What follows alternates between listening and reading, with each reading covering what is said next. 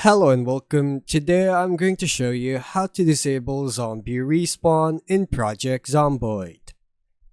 By default, after you clear an area, zombies will slowly respawn over time unless you change the settings.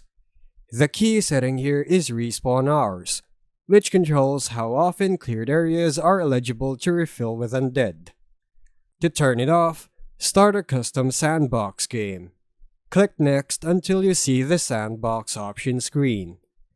In Sandbox Options, go to the Advanced Zombie Options tab. Here you'll find respawn hours listed. The default is usually 72 hours. Set respawn hours to 0 to disable zombie respawn completely. A value of 0 means the game won't respawn zombies in areas you have cleared.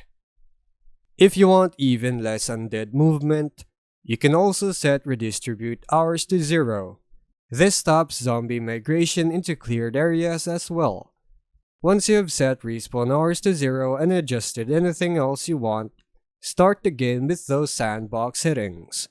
Now when you kill zombies and clear an area, they won't repopulate behind you. Keep in mind that other systems like zombie migration and peak population can still cause undead from nearby cells to wander into cleared regions unless you tweak those settings too.